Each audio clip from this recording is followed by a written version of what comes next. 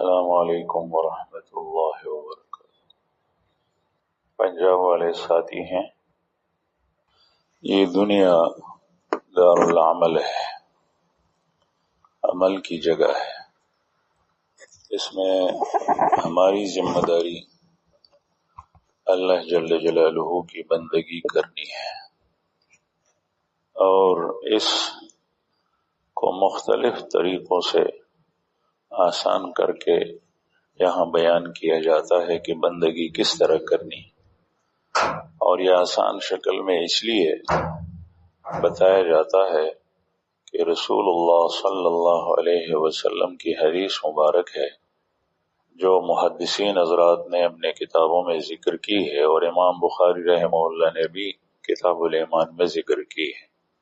یسروا ولا تعسروا، بشروا ولا تنفروا، یسروا ولا تعسروا، آسانی پیدا کرو، لوگوں کو مشکل میں نہ ڈالو، بشروا ولا تنفروا، اور بشارت دو، لوگوں کو خوشخبری سناؤ، ترغیب دو، ولا تنفروا، دین سے لوگوں کو متنفر نہ کرو، دین کے بارے میں لوگوں کو نفرت نہ دلاؤ، دین سے لوگوں کو بیزار مت کرو، دین سے لوگوں کو بھگاؤ مت۔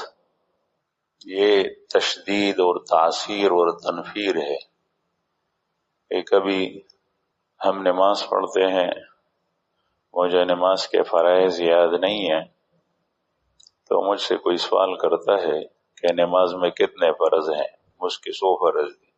میں کہتا ہوں کہ مجھے تو پتہ نہیں ہے کہ نماز میں فرض کتنے ہیں۔ تو پھر مجھے بتایا جاتا ہے کہ جب تمہیں نماز کے فرائض معلوم نہیں ہے تو تیری نماز کیسی ہوگی؟ اب یہ تعسیر ہے، تشدید ہے، تنفیر ہے، مشکل میں ڈالنا ہے لوگوں کو، لوگوں پر سختی کرنا ہے، لوگوں کو دین سے نفرت دلانا ہے۔ نہیں، آپ اس سے پوچھئے کہ آپ میرے سامنے نماز پڑھے کیسے پڑھتے ہیں؟ جب 2 رکعت نماز وہ پڑھ لے، یا آپ نے پہلے سے اس کو دیکھا ہے، وہ نیت بھی کرتا ہے اور قیام بھی کرتا ہے، رکوع بھی کرتا ہے، سجدہ بھی کرتا ہے، قومہ جلسہ بھی کرتا ہے، قاعدہ بھی کرتا ہے، آپ نے دیکھا صحیح طریقے سے اس نے نماز پڑھ لی، اس میں خود بخود فرائض بھی آ گئے، واجبات بھی آ گئے، سنن بھی آ گئے، آداب اور مندوبات بھی آ گئے، اس کی نماز ہو گئی۔ یہ الگ بات ہے کہ اس کو یہ سمجھنا چاہیے، سیکھنا چاہیے کہ اگر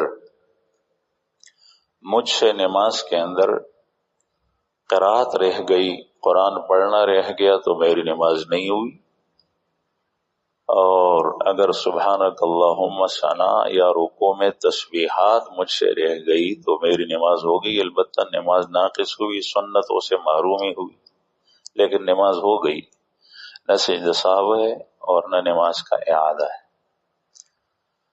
اس لیے رسول اللہ صلی اللہ علیہ وسلم نے اپنی امت کے ان افراد کو جن کے ذمے لوگوں کو سمجھانا ہے، جو اہل علم ہے، اہل اصلاح ہے، اہل ارشاد ہیں، ان کو یہ حکم ہے، یسروا ولا تعسروا، آسانی پیدا کرو، مشکل میں لوگوں کو نہ ڈالو، بشروا ولا تنفروا، بشارت دو اور لوگوں کو دین سے نفرت نہ دلاؤ۔ تو دین اس لحاظ سے میں عرض کرتا ہوں کہ 2 چیزیں ہیں، ایک ہے اصلاح اور ایک ہے اخلاص، بس اصلاح اور اخلاص۔ اصلاح کے معنی ہے درستگی، درستگی، ٹھیک عمل کرنا، اور اصلاح میں گناہ چھوڑنا بھی آتا ہے۔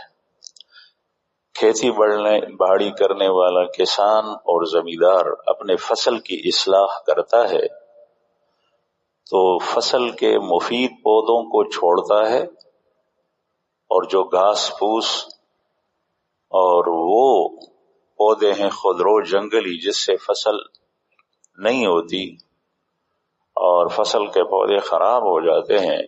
غنمو کچھ کاریزه رو خیجی ازغن بوټی رو خیجی زوزان رو خیجی بیا غنم ترقی نه کوي بیا ته زمیدار غلری کی او دی غنم ته سره واچي ګوډ ورکی او بو ورکی.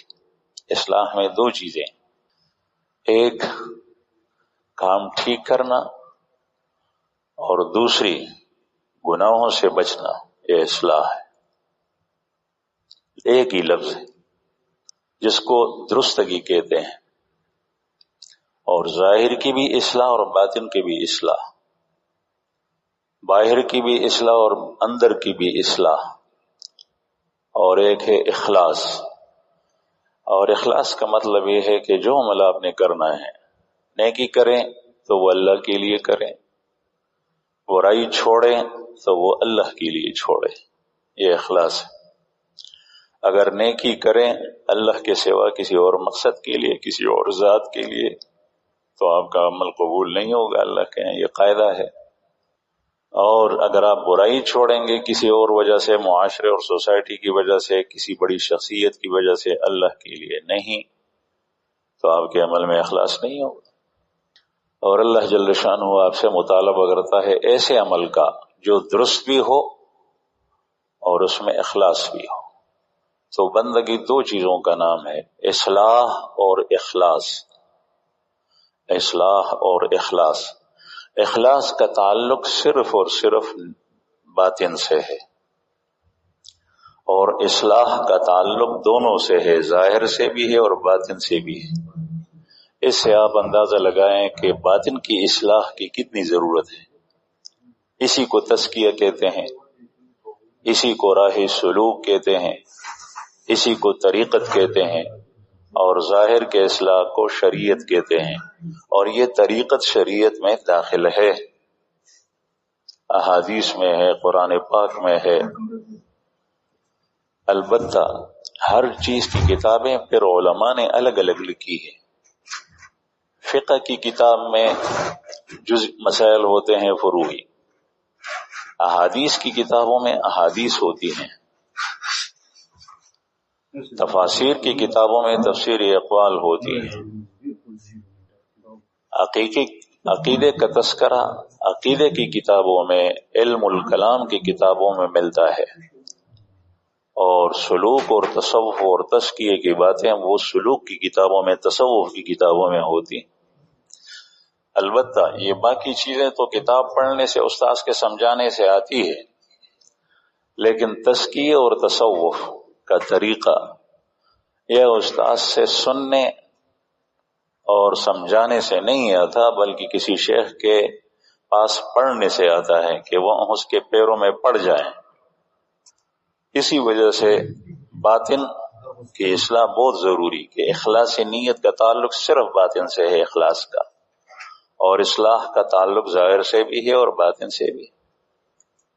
یہ قرآن پاک سے بھی ثابت ہے، رسول اللہ صلی اللہ علیہ وسلم کی احادیث سے بھی ثابت. میں آپ حضرات کو قرآن پاک کی دو آیتیں پیش کرتا ہوں. قرآن کریم میں اللہ جل شانہ کا ارشاد ہے، حضرت ابراہیم علیہ السلام کے قول کی حکایت کرتے ہوئے اللہ پاک فرماتا ہے، اللہ تعالیٰ نے اپنے کلام میں جگہ دی ہے، یوم لا ينفع مال ولا بنون الا من اتى اللہ بقلب سلیم. جس دن نہ مال فائدہ دے گا اور نہ بیٹے فائدہ دیں گے، الا من اتى اللہ بقلب سلیم، مگر وہ شخص جو تندرست اور صالح دل لے کر آئے، ٹھیک ٹھاک دل لے کر آئے، کھرا دل لے کر آئے، صاف ستھرا دل لے کر آئے. تو یہاں اللہ جل شانہ نے قلب سلیم کے بارے میں ارشاد فرمایا، قیامت میں میدان حشر میں آپ کا سارا سرمایہ اور آپ کی اولاد اور بیٹے آپ کو کوئی نفع نہ دے گی اگر دل صاف ستھرا نہیں ہے. آپ نے بیٹوں کو بہت اہم مناصب دلوائی ہیں، کاروبار میں ان کو ڈالا ہے، بڑی تعلیم اس کو دلوائی ہے، باہر ملکوں میں بھیجا ہے، لیکن وہ قیامت میں آپ کو ذرہ برابر بھی فائدہ نہیں دے گی، الا من اتى اللہ بقلب سلیم، مگر وہ جو تندرست دل لے کر آئے۔ تندرست دل، اس کے معنی مفسرین نے دو بیان کیے ہیں، یا تو یہ ہے کہ بیٹے اور مال فائدہ دیں گے نہیں، بس آپ کو فائدہ دے گا تو وہ صحیح سالم روغ زڑ رنجر نہ، تندرست اور صاف ستھرا دل آپ کو فائدہ دے گا۔ دوسرے معنی یہ ہے کہ یہ مال اور بیٹے فائدہ نہیں دیں گے جب تک دل ٹھیک نہ ہو، ہاں دل ٹھیک ہو جائے تو پھر یہ بھی فائدہ دیں گے۔ مال خرچ کریں آپ، دل تندرست ہے مال فائدہ دے گا، دل تندرست ہے، بیٹوں کی تربیت کی ہے، بیٹے فائدہ دیں گے، بیٹے جو نیک اعمال کریں گے وہ آپ کے کھاتے میں پڑے گا۔ میں نے کل عرض کیا تھا ساتھیوں کو، طلبہ کو، کہ بعض لوگ بچوں کی تربیت غلط کرتے ہیں، غلط رخ پہ ڈالتے ہیں باپ، لیکن بچہ اللہ تعالیٰ کے فضل و کرم سے دخدے پہ بیڑیا فضل سرا وہ سیدھے راستے پہ لگ جاتا ہے۔ یہ اس کو کہتے ہیں نہیں یہاں نہیں جاؤ، مسجد نہیں جاؤ، مدرسے نہیں جاؤ، داڑھی نہیں چھوڑو، مولوی کے پاس نہیں بیٹھو، یہاں چلے جاؤ، لیکن وہ خود نیک بنا تو اس باپ کو اس کی نیکی کا اثر نہیں ہوگا، اس لیے کہ باپ نے تو غلط راستے پہ ڈالا تھا۔ بچہ نیک بڑا ہوگا اس کو اپنا فائدہ ہوگا، ہاں باپ کو صرف اتنا فائدہ ہوگا کہ اس نے جو خرچہ ورچہ کیا ہے وہ اس کو فائدہ ملے گا۔ اگر باپ چاہتا ہے اور باپ محنت بھی کرتا ہے اور بچہ نیک اعمال کرتا ہے تو اب جس طریقے سے اس لڑکے کو اپنے اعمال کا خود فائدہ ہوگا، اس کی تلاوت کا، اس کی نمازوں کا، اس کے روزوں کا، اس کے اذکار کا، اس کے راتوں کو جاگنے کا، اس طریقے سے اس کا فائدہ اس کے باپ کو بھی ہوگا، کیونکہ اس کی بنیاد اس نے جو ڈالی ہے وہ اس کے باپ نے ڈالی۔ بیٹھا مسجد جانا، نیک لوگوں کی صحبت میں بیٹھنا، برے لوگوں کے پاس نہیں بیٹھنا، یہی باتیں، یہ وہ باتیں ہیں جس کو اللہ تعالیٰ نے قرآن پاک میں جگہ دی گئی۔ لقمان حکیم نے اپنے بیٹے کو نصیحتیں کی۔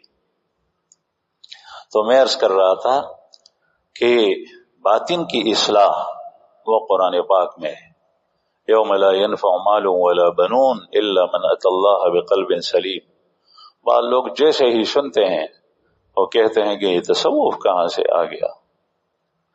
نام آپ جو بھی دیں، قرآن کریم کا نام دے تزکیہ، لیکن باطن کی اصلاح ضروری ہے، نام نہ دیں، اپنے دل کی اصلاح کریں، باطن کی اصلاح کریں۔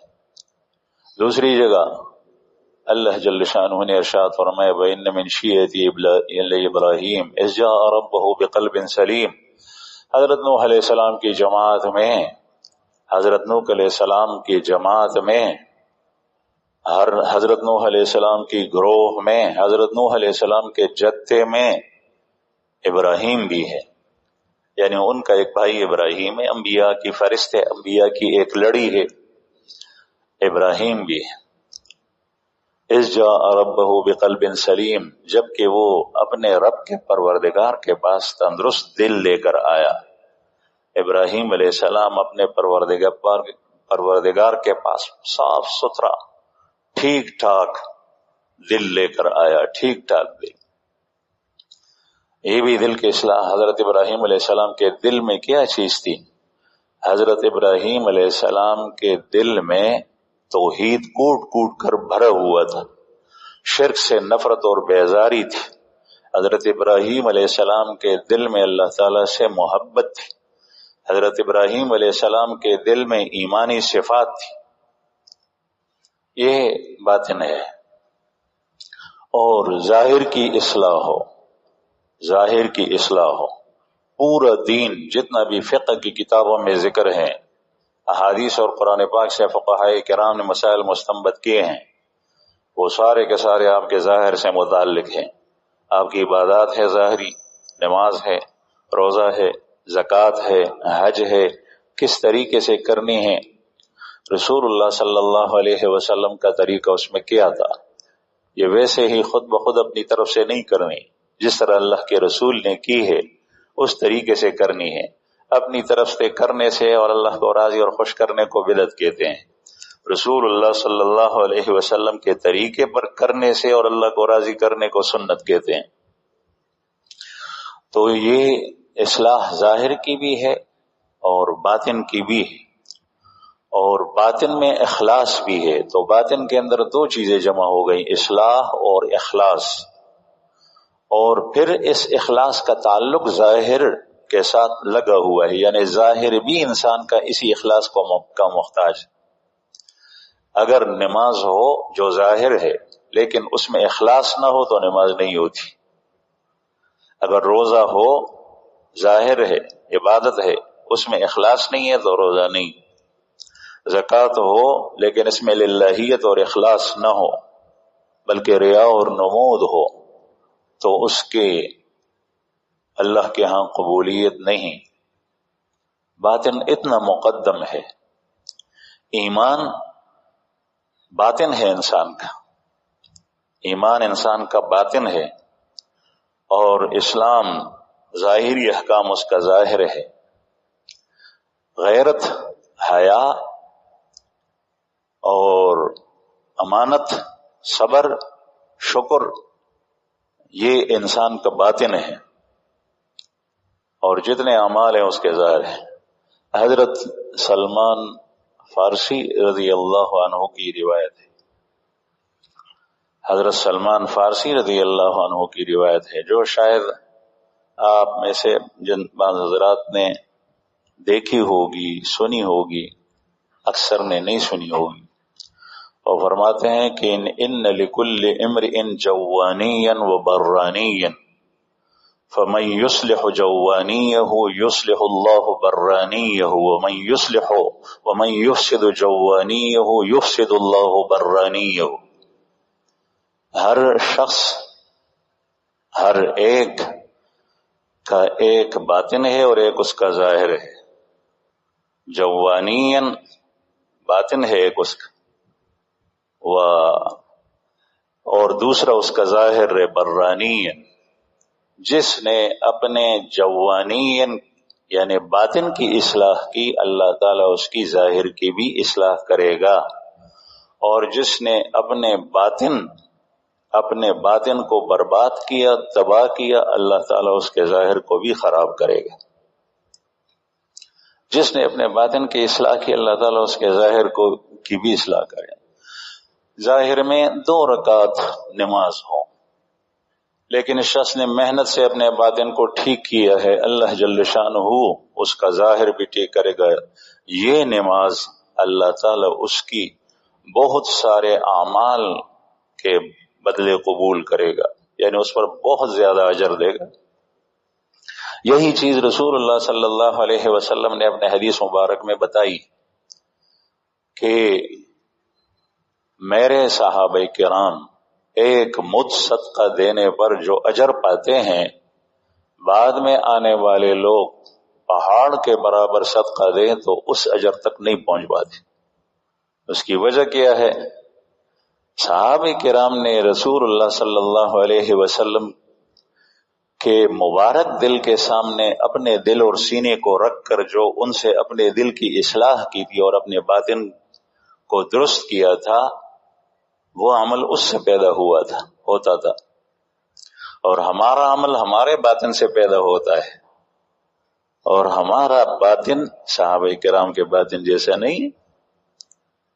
آپ سب سے پہلے ایمان کو لیں، ایمان صدیق اکبر کے ایمان کی طرح، خلفائے راشدین کے ایمان کی طرح، عشرہ مبشرہ کے ایمان کی طرح، اہل بیت کے ایمان کی طرح اوروں کا ایمان نہیں ہو سکتا، اور صحابہ کے ایمان کی طرح غیر صحابی کا ایمان نہیں ہو سکتا۔